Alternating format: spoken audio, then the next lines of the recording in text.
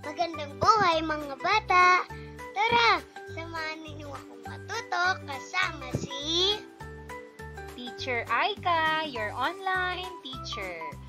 Please don't forget to subscribe, like, share, and hit the notification bell for more videos. Thank you! Revised K-12 Curriculum, GMRC, Grade 3. Quarter 1, Lesson 1. Ang ating aralin ngayong araw ay tungkol sa sariling hilig at kakayahan. Muli, ako si Teacher Aika, ang inyong online teacher. Simulan na natin. Mga kasanayang pampagkatuto. Naipakikita ang tiwala sa sarili sa pamamagitan ng kawilihan na paunlarin ang kaniyang hilig at kakayahan. A. Naiisa-isa ang sariling hilig at kakayahan. B. Napatutunayan na ang sariling hilig at kakayahan ay mahalaga upang makilala ang sarili bilang bata. C. Nailalapat ang sariling hilig at kakayahan tungo sa kakayahan sa pagpapatibay ng tiwala sa sarili. Mga layunin. Nakakikilala ng sariling hilig at kakayahan. Natutukoy na ang sariling hilig at kakayahan ay mahalaga upang makilala ang sarili bilang batang may tiwala sa sarili. Naiisa-isa ang sariling hilig at kakayahan. At naiuugnay na ang sariling hilig at kakayahan ay mahalaga upang makilala ang sarili bilang batang may tiwala sa sarili. Nailalapat ang sariling hilig at kakayahan tungo sa kakayahan sa pagpapatibay ng tiwala sa sarili. Naipaliliwanag na ang sariling hilig at kakayahan ay mahalaga upang makilala ang sarili bilang batang may tiwala sa sarili. Naipakikita ang tiwala sa sarili sa pamamagitan ng kawilihan na paunlarin ang kaniyang hilig at kakayahan. At napatutunayan na ang sariling hilig at kakayahan ay mahalaga upang makilala ang sarili bilang batang may tiwala sa sarili. Unang araw. Pagmasdang mabuti ang mga larawan.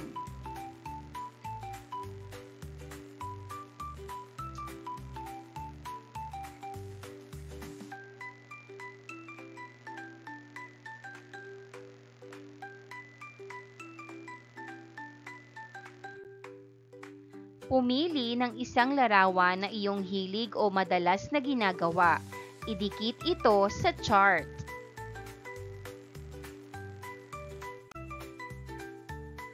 Chart ng hilig at kakayahan.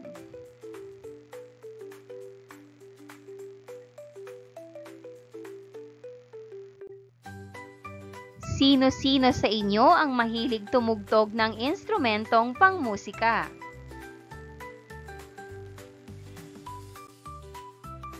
Sino-sino sa inyo ang mahilig tumugtog ng instrumentong pangmusika? Mahilig umawit, mahilig sumayaw, mahilig gumuhit, mahilig magpinta, mahilig magbasa. Magkakatulad ba kayo ng hilig? Bakit?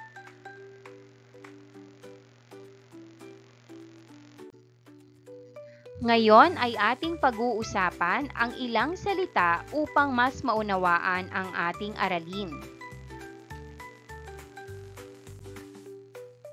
Hilig, gusto at karaniwang ginagawa pagkatapos mag-aral at tumulong sa gawaing bahay.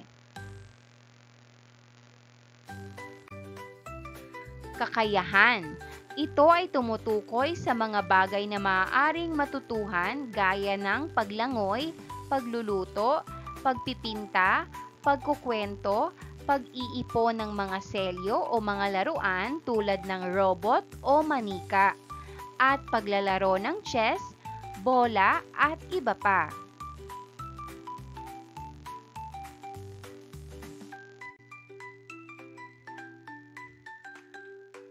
Linangin, pagyamanin o paunlarin. Nakasalamuha, nakasama.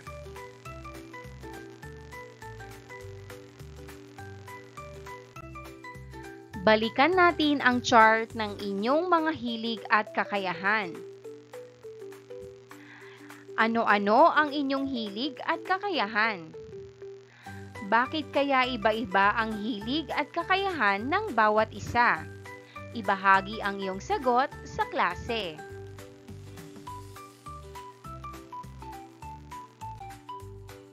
Ang hilig at kakayahan ay bigay ng Diyos. Ito ay pambihirang biyaya na likas sa isang tao gaya ng pag-awit, pagsayaw, pagtula, pagguhit, pagpinta, o pagtugtog ng instrumentong pangmusika.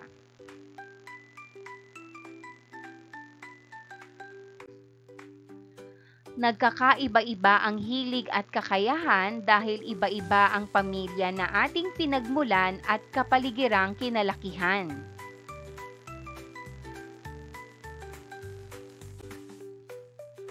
Ang impluwensya ng mga magulang, kapatid, kaibigan o ibang nakasalamuhang tao ay isa rin sa dahilan kung bakit iba-iba ang hilig at kakayahan ng mga tao.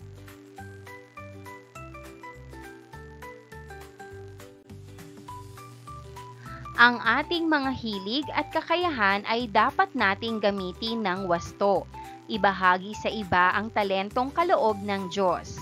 Isa itong paraan upang magkaroon tayo ng tiwala sa sarili. Ang pagbabahagi ng kakayahan o hilig ay paraan din ng paglinang dito.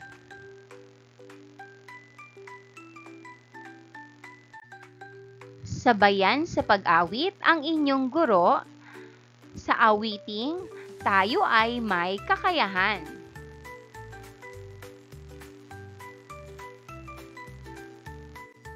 Sagutin natin ang mga tanong. 1. Tungkol saan ang awit? Sagot, ang awit ay tungkol sa mga kakayahang taglay natin na bigay ng Diyos. 2. Ano-ano ang kakayahang binanggit sa awit? Sagot, binanggit sa awit ang kakayahan na taglay ng bawat isa at ang paggamit nito para ipakita at ipagdiwang. 3. Ikaw, ano ang iyong kakayahan? Sagot, ibahagi ang iyong sagot sa klase. Gawain bilang isa. Graphic organizer. Isulat ang iyong pangalan sa gitnang bilog ng graphic organizer. Sa mga bilog naman sa paligid ay isulat ang iyong hilig o kakayahan. Gawin ito sa iyong sagutang papel. Sagutin natin. 1. Dapat mo bang malaman ang kakayahan na kaloob sa iyo ng Diyos? Ang sagot, oo, mahalagang malaman ang kakayahan na kaloob sa atin ng Diyos para ito ay magamit natin sa paggawa ng mabuti at pagtulong sa iba. 2. Ano ang pagpapahalagang napaunlad mo sa pag-alam ng iyong kakayahan o hilig? Sagot, napauunlad ko ang tiwala sa sarili at ang pagiging masipag kapag alam ko ang aking kakayahan o hilig.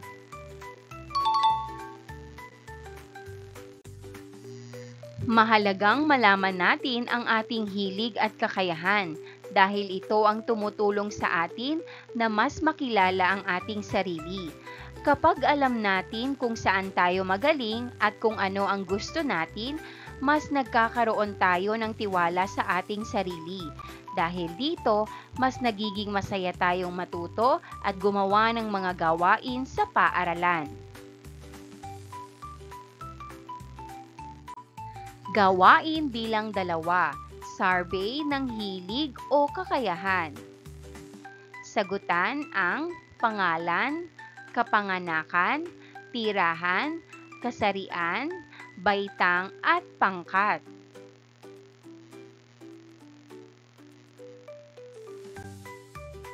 Isulat sa iyong sagutang papel o kwaderno ang check kung ito ang iyong hilig o kakayahan at X kung hindi. 1. Pagsayaw. 2. Pagtugtog ng instrumento na pangmusika. 3. Pagbilang. 4. Pag-awit. 5. Pagguhit. 6. Pag-arte. 7. Pagtula. 8. Pagkukwento.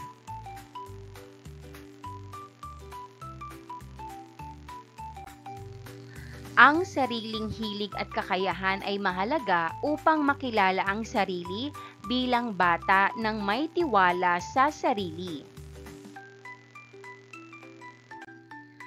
Panuto, iguhit sa kwaderno ang iyong taglay na hilig o kakayahan.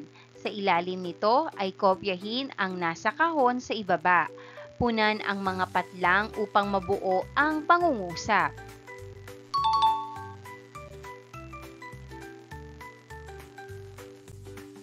Pangalawang araw.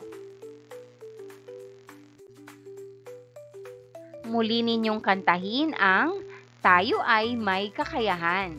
Sabayan ang inyong guro.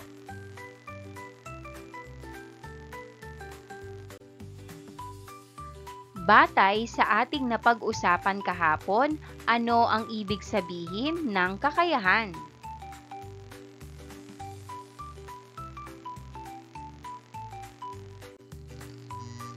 Ang kakayahan ay ang galing o husay na kaya mong gawin. Ito ay maaaring likas sa iyo o natutunan mo sa paaralan, sa bahay o sa karanasan.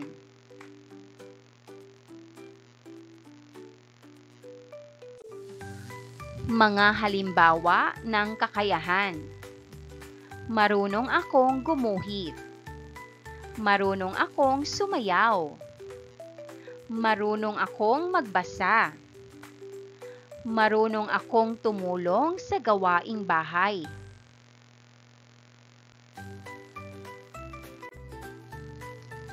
Ngayon ay ating pag-uusapan ang ilang salita upang mas maunawaan ang ating aralin. 1. Ano ang mga hilig at kakayahan na nasa chart? Chart ng hilig at kakayahan. Pagtugtog, pag-awit, pagsayaw, pagguhit o pagpinta, at pagbabasa. 2. Ano ang pagkakaiba ng talento, hilig at kakayahan?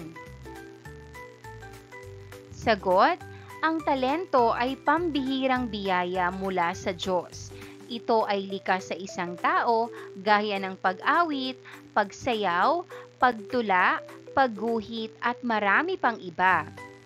Halimbawa, magaling kumanta kahit bata pa.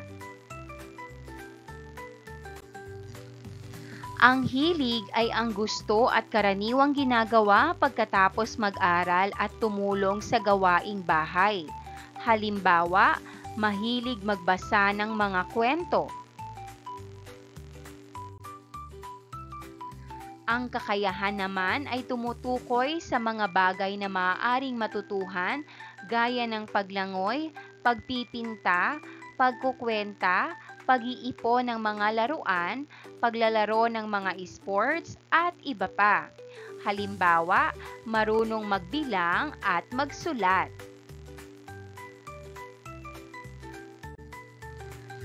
Mainam na malinang ang talento at hilig o kakayahan.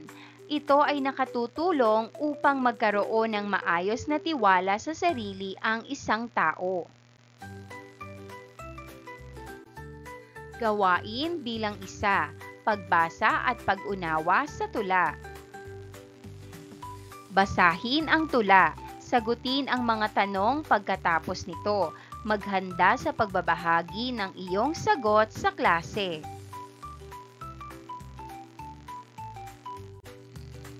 Iba-ibang kakayahan.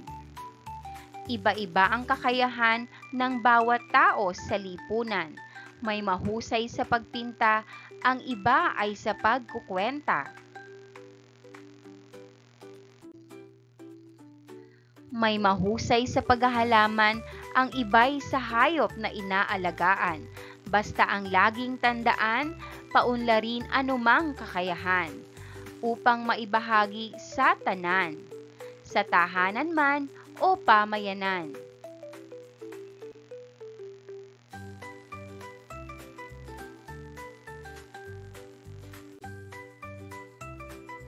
Mga tanong at gabay na sagot.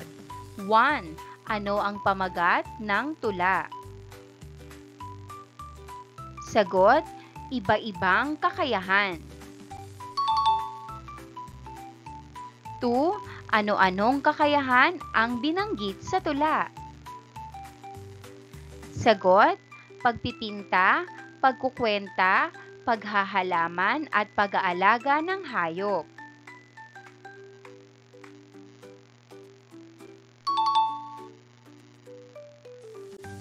3.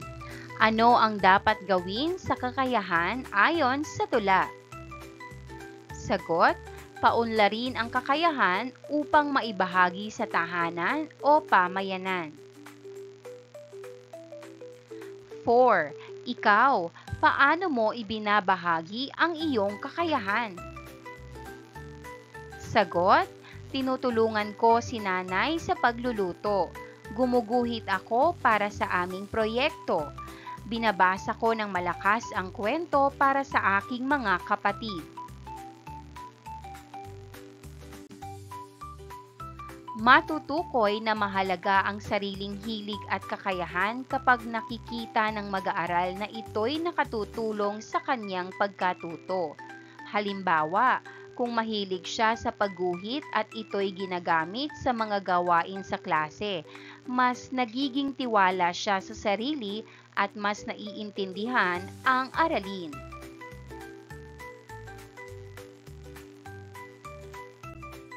Gawin ang mga sumusunod. 1. Magtala ng 3 kakayahan. 2. Maghanap ng kapareha. 3. Kung may kapareha na ay basahin ang iyong isinulat at ibahagi kung paano nakatutulong sa iyo ang iyong kakayahan. 4. Pagkatapos ay ang kapareha naman ang bigyang pagkakataon para magbahagi.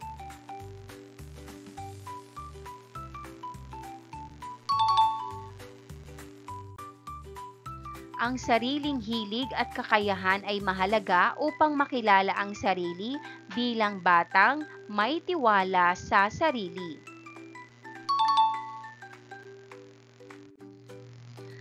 Isulat sa iyong kwaderno ang letrang J kung ang pangungusap ay nagpapakita ng tiwala sa sarili at letrang L kung hindi. 1. Si Marisa ay batang nasa 3 baitang. Mahusay siya sa paghahalaman.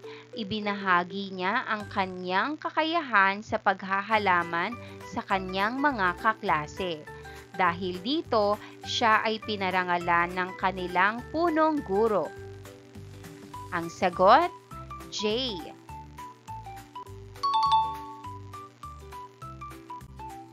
Number 2. Mahusay sa matematika si Arnel. Tinulungan niya ang kanyang kaklase na hirap unawain ang aralin nila. Ang sagot, J.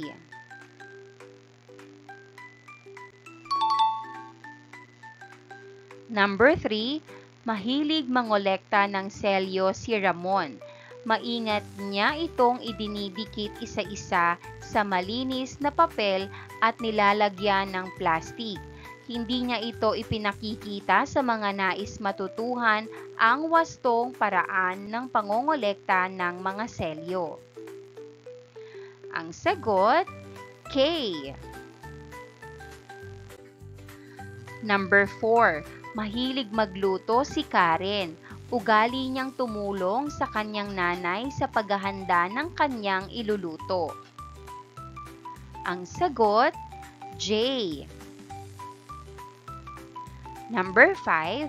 Si Rico ay isang batang nasa ikatlong baitang. Mahusay siyang lumangoy at mahilig siyang sumali sa mga kompetisyon. Ibinabahagi niya ang mga premyo niyang natatanggap sa mga kapuspalad. Ang sagot, J. Ikatlong araw.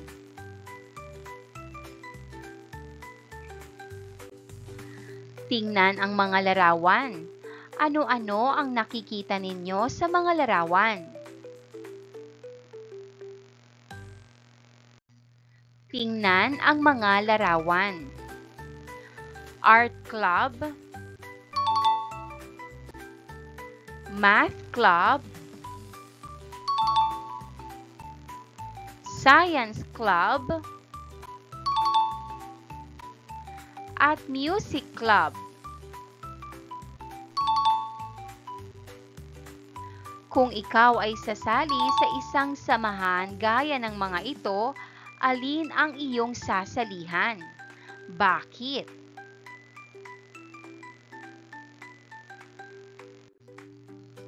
Ngayon ay ating pag-uusapan ang ilang salita upang mas maunawaan ang ating aralin. Exhibit. Display ng mga ginawa o produkto para maipakita sa mga tao. Maaaring ipagbili ang mga gamit o produkto sa exhibit.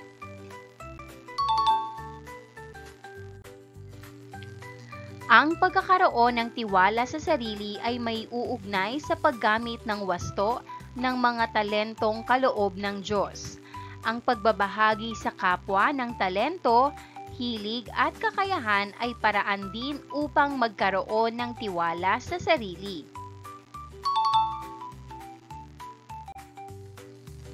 Ang paglahok sa mga paligsahan ay nagpapatibay din ng tiwala sa sarili. Bilang bata, mapauunlad mo ang tiwala sa iyong sarili sa paggamit at pagbabahagi ng talento, hilig at kakayahan.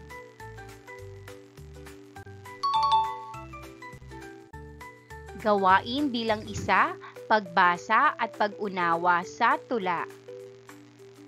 Panuto, basahin ang tula, sagutin ang mga tanong pagkatapos nito.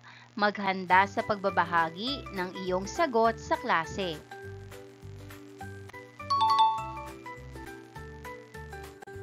Husay ko, pagyayamanin ko.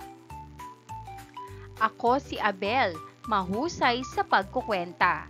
Aking sinimulan, samahang pang-matematika. Mga batang kilala ko na hirap dito, sa muntikong tulong sila ay nabago.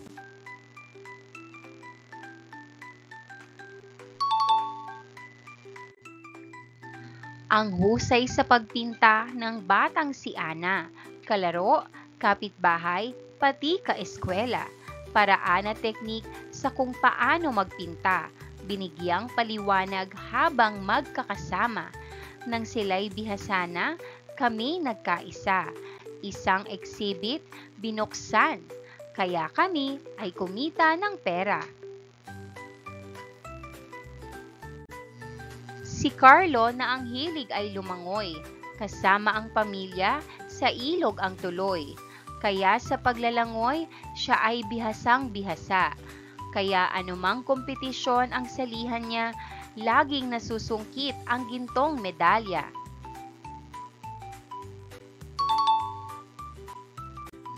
Mga tanong at gabay na sagot. Number 1. Ano ang kakayahan ni Abel na binanggit sa unang saknong? Sagot, mahusay si Abel sa pagkukwenta.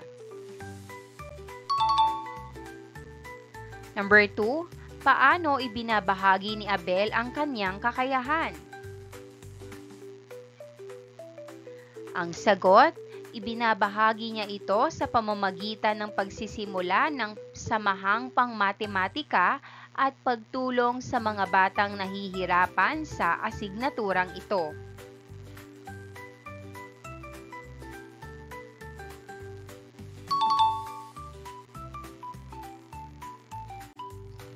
Number 3, dapat ba siyang tularan? Bakit? Sagot, oo, dahil ginagamit niya ang kanyang kakayahan upang tumulong sa iba at baguhin ang kanilang pananaw sa pag-aaral.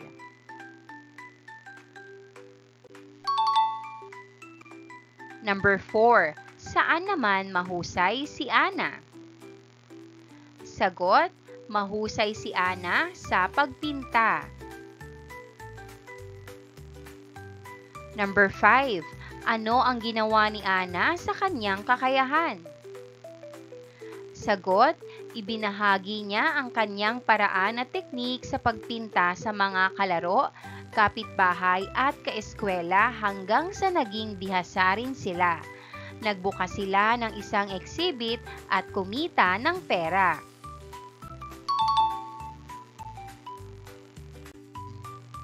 Number 6, akma ba ang husay ni Ana sa kanyang ginawa? Ang sagot, oo, dahil ginamit niya ang kanyang husay upang maturuan ng iba at magtagumpay silang lahat sa kanilang proyekto.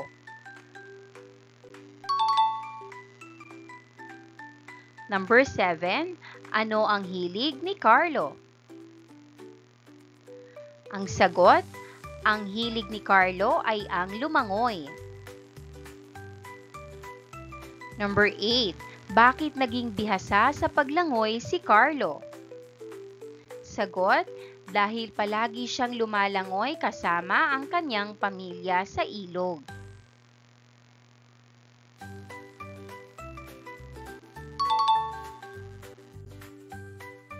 Number 9, ano ang resulta ng palagi ang paglalangoy ni Carlo kasama ang kanyang pamilya? Ang sagot, naging bihasa siya at laging nananalo ng gintong medalya sa mga kompetisyon. Pagbabahagi ng sariling sagot. Number 10, ikaw, ano ang iyong kakayahan? 11, tama ba ang iyong sinalihang samahan upang ibahagi ang iyong kakayahan?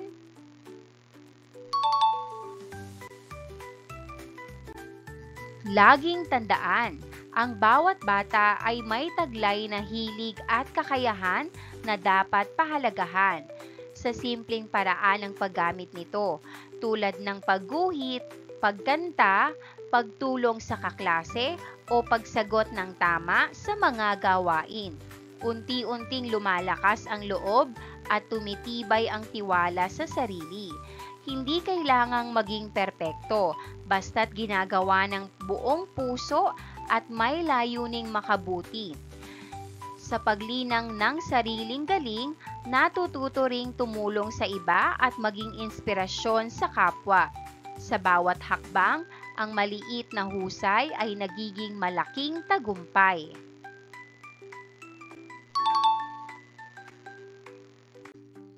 Gawin ang mga sumusunod. 1. Magtala ng 3 kakayahan. 2. Maghanap ng kapareha. 3. Kung may kapareha na ay basahin ang iyong isinulat at ibahagi kung paano nakatutulong sa iyo ang iyong kakayahan. 4. Pagkatapos ay ang kapareha naman ang bigyang pagkakataon para magbahagi.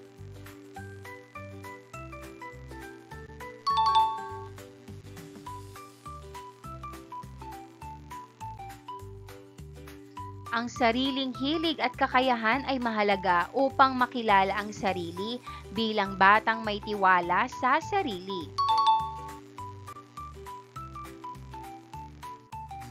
Magtala sa iyong kwaderno ng 3 samahang pampaaralan kung saan mahahasa ang iyong talento, hilig at kasanayan. Narito ang ilan sa mga ito: samahan sa pagsayaw, samahan sa pag-awit, samahan sa pagguhit, samahan sa pagsusulat, samahan sa pagkukwento. Samahan sa matematika, samahan sa agham, samahan sa sports, samahan sa teatro o dula, at samahan sa kalikasan.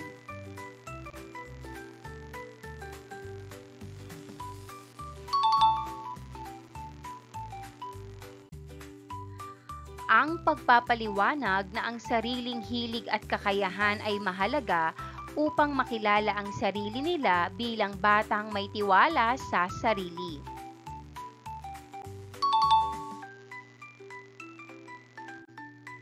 Panuto, isulat ang tama kung wasto ang sinasabi sa pangungusap at mali kung hindi. Gawin ito sa iyong sagutang papel. Number 1, mahusay sa pagbigkas at pagsasaulo si Leia. Ilalaban siya sa buwan ng wika. Ang sagot, tama. Number 2, mahusay mag-alaga ng halaman si Rosa. Sumali siya sa paligsahan ng pag-aalaga ng mga hayop.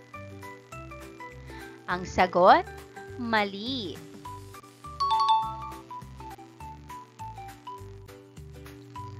Number 3, mahusay sa pag-awit si Mika. Sumali siya sa koro ng kanilang paaralan. Ang sagot, tama. Number 4, ang batang si Sarah ay pagsasayaw ang husay. Paligsahan sa pag-awit ang sinalihan niya. Ang sagot, mali. Number 5, pag-arte ang husay ni Mila. Sumali siya sa drama club ng kanilang paaralan. Ang sagot, tama. Ika-4 na araw. Tingnan ang mga larawan. Bakit kailangang bagay sa inyong talento o kakayahan ang sasalihan ninyong paligsahan o gawain?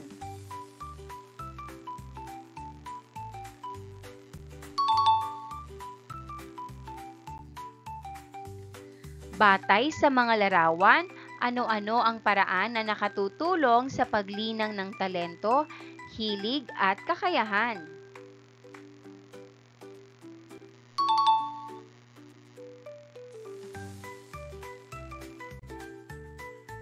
Ngayon ay ating pag-uusapan ang ilang salita upang mas maunawaan ang ating aralin.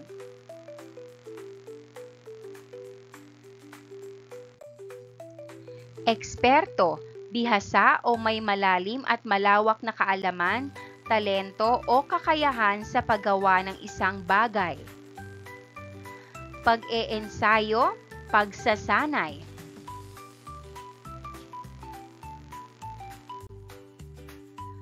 Ang pagpapaunlad sa sariling talento, hilig at kakayahan ay mahalaga. Ito ay pagpapakita na nais na magkaroon ng tiwala sa sarili ang isang tao.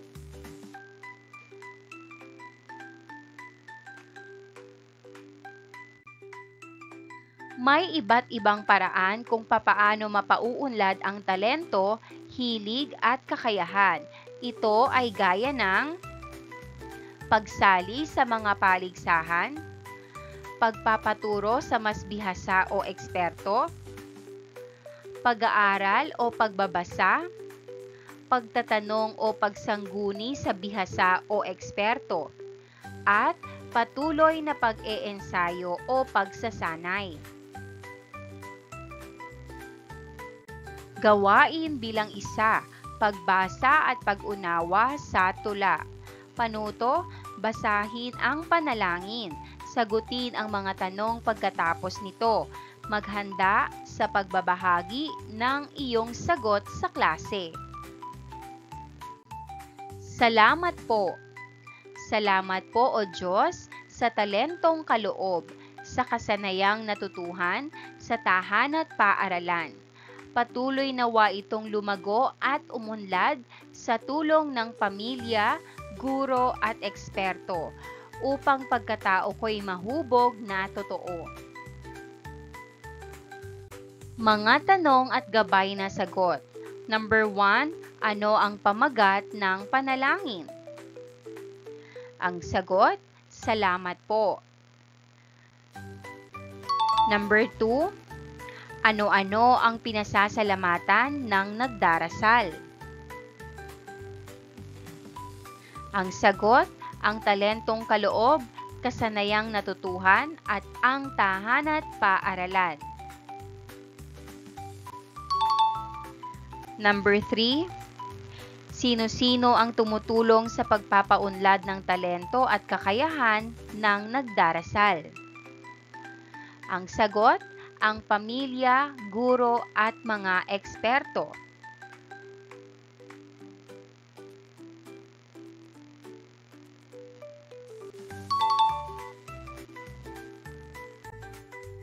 Number 4, ano-ano ang paraan ng pagpapaunlad ng talento at kakayahan? Ang sagot, patuloy na pag-aaral, pagtulong ng pamilya at guro, at pagkuha ng gabay mula sa mga eksperto.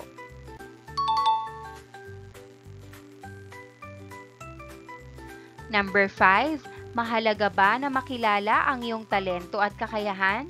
Bakit? Sagot, oo, mahalaga ito upang mas lalo itong mapaunlad at upang magkaroon ng tiwala sa sarili.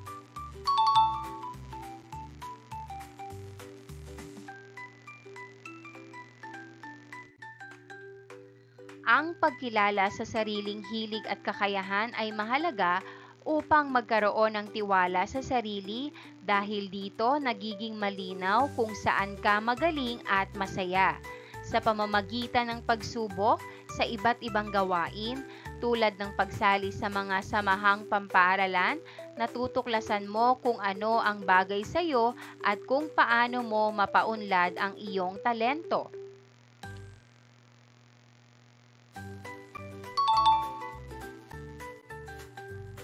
Kapag natutulungan mo ang iba gamit ang iyong kakayahan, nakakaramdam ka ng saya at kumpiyansa. Tumitibay ang loob mo, lalo na kapag nahaharap ka sa mga hamon at nagagamit mo ang iyong galing upang malampasan ang mga ito. Bukod dito, ang suporta at paggabay ng pamilya, guro at mga kaibigan ay nagbibigay lakas ng loob at nagpapalakas ng paniniwala sa sarili.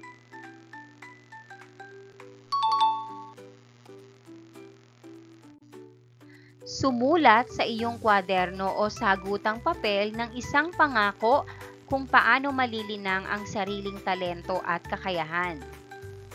Narito ang halimbawa. Pangako kong pag-aaralan at gagamitin ko ang aking talento at kakayahan araw-araw. Sisikapin kong mag-practice, makinig sa mga guro at magulang at tumulong sa aking mga kaibigan upang mas lalo akong gumaling.